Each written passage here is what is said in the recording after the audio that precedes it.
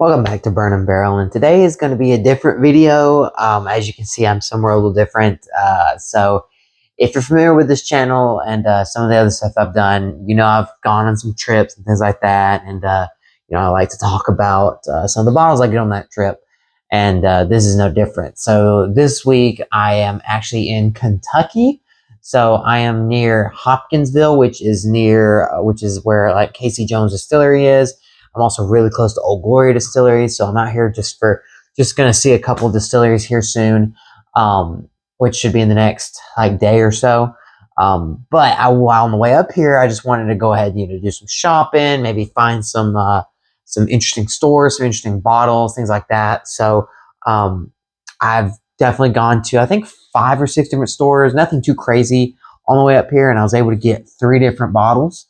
And so I kind of just wanted to talk about those, talk about my experience in like central northern Tennessee near the Nashville area and kind of getting up here into Kentucky. Since I'm not far from like the Tennessee line. But I just kind of wanted just to go ahead and talk about that a little bit. And I just really explore that, talk about these new bottles I'm going to be trying and see if you've heard of them and kind of let you in on what's going to be coming up in the future in terms of reviews. Just to kind of have something to talk about and just things like that. So, but anyway, I just want to talk a little bit about where I went. So I went through and around the Nashville area, like Brentwood, which is like South Nashville, things like that, kind of southwest kind of Nashville area. So I went to a couple different stores out there, and I was really surprised by the selection out in Nashville. I mean, not like in Nashville proper, but like in the surrounding suburbs. It was actually really nice. I was not really expecting that. It was a lot nicer than I thought it was going to be, maybe a lot nicer than I'm used to, which definitely may not be saying much, but is something that I really did see. But it was really nice, and I really had a lot of choices to look at, and it was not overwhelming, but definitely made it more difficult of a decision, which was a good and a bad problem. So I was very happy with that. And so I think the very first bottle that I picked up I'll go and talk about this was one that I've had on my personal wish list for a minute now. It's just I haven't had the opportunity to get one, or have I seen it. I've heard good things. I just never have picked it up. And that is this Southern Star Double Rye. So I haven't tried this yet, but I will probably soon, probably either tonight or tomorrow, just because I've already tried these other 2 bottles. I'm actually drinking one of the other ones right now, sipping on it a little bit, which I've already had a sip, is really good. Definitely one I'm really going to like when I officially review it. But you'll have to wait for that video because that'll be here in a little bit. But anyway, back to this one. Southern Star is a distillery kind of out of Statesville, North Carolina. And I've heard good things about them. They have a lot of other different offerings, I wouldn't say. But this, if you've never heard of it, is the Southern Star Double Rye. This is a blend of 2 different rye whiskeys. And it is finished in bourbon barrels. So it's very, if I had to take a guess, because I've never tried it, but from what I've heard, it's more of a bourbon drinker's rye. You're not going to get a lot of, it's not going to be your typical rye that you would kind of get if you're a seasoned rye drinker and you're kind of a veteran, I would say. But yeah, that was the very first bottle that I got. And after I got that bottle, it really made me excited to see what other offerings they were going to have in the area, just because I've never seen something like that in my area, nor have I even like halfway seen something related or anything really from Southern Distilling. I've never seen anything from there. I've only heard reviews and heard good things and seen other people's review on it. So like seeing it for myself was a big deal to me. So this really tipped me off that, okay, this could be something that's really good. This could be a fantastic selection. We're just going to have to see.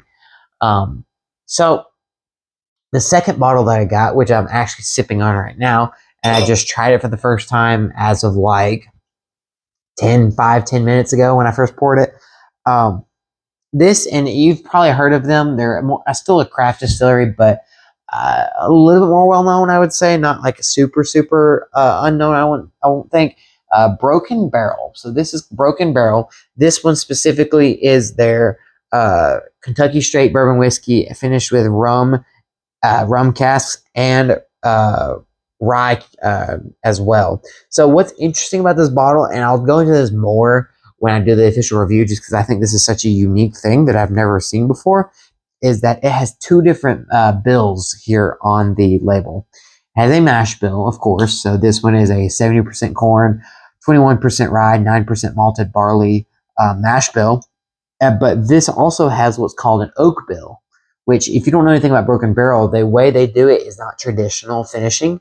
They do it by putting staves of whatever barrel you're talking about in the finish, and they put them straight into the barrel and let them finish in that way, which is very unique and interesting, which is how they get the name Broken Barrel.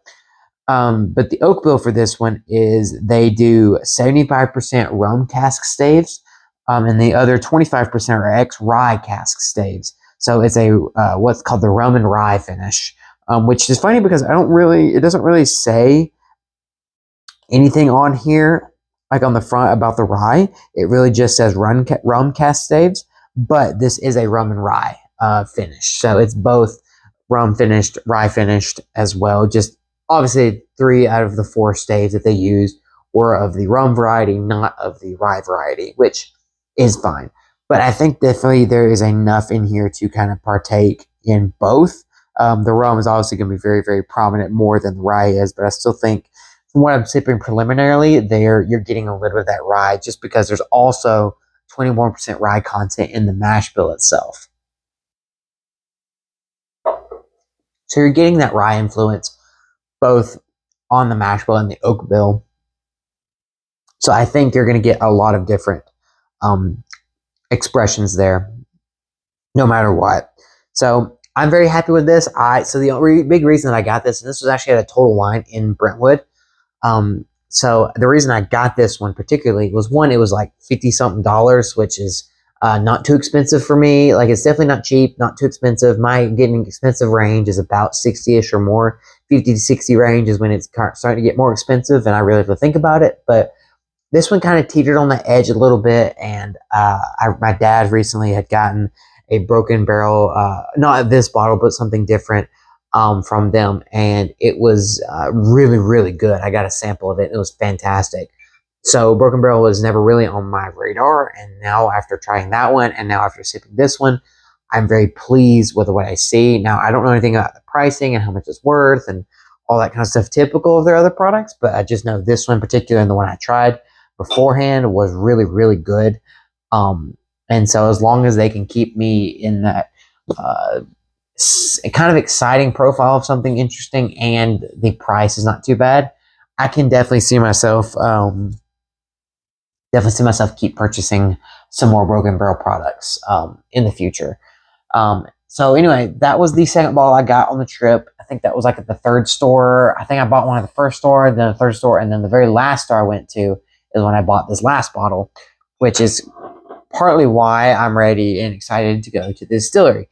So this is a Casey Jones bourbon. This one in particular is the 4-grain, which I have never actually, to my knowledge, I don't think I've ever owned a 4-grain bourbon or a 4-grain whiskey of any kind. So this is very unique in that. So a couple of quick stats. This one is 95 proof. This one is almost 6 years old. It's 5 3/4, so 5.7 years. It's got an interesting mash bill. It's a equal parts bloody butcher corn and yellow corn, so it's 26.5% of both of those. 35% wheat, and then 12% malted barley. So it is definitely still a bourbon, just a wheated bourbon at this one, and then the malted barley is at the end. It's finished in a lightly toasted number 4 char oak barrel, and then there's some notes on here, but I had this actually last night, and it was just really good. I really liked this bottle. I'm going to get into more of the notes as this opens up a little bit more, and as I really sit down with it, because I kind of just was drinking it to enjoy it last night, not really trying to get notes. So the particulars of it, I'm not sure yet, and it could match these notes very well. I just wasn't really paying attention. I just really liked the flavor I was getting, and not necessarily trying to pinpoint exactly what I'm tasting. But yeah, so this one in particular is distilled here in Kentucky, and it's aged and bottled by Casey Jones. So I'm not sure who distilled it, but I do know that this is aged and bottled by them.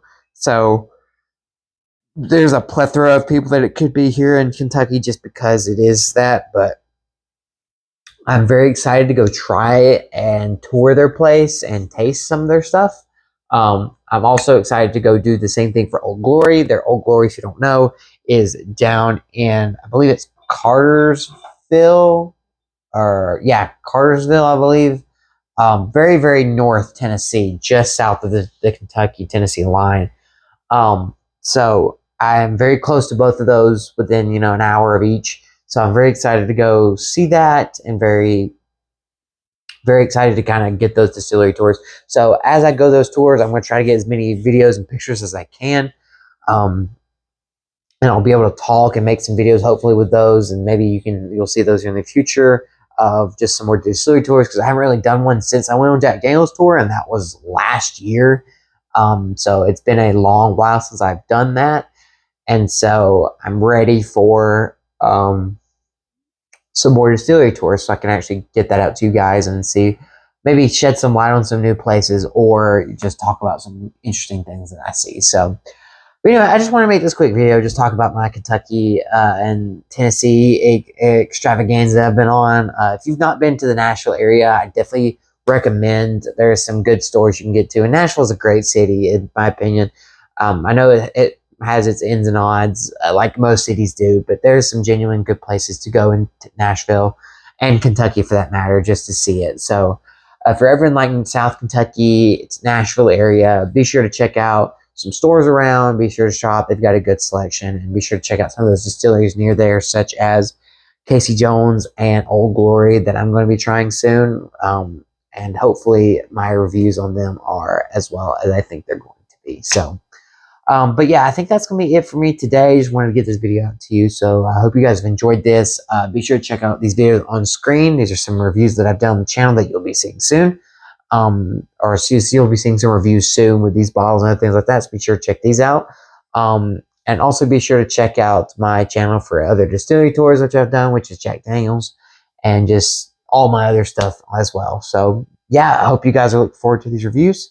See you next time here on Burn and Barrel.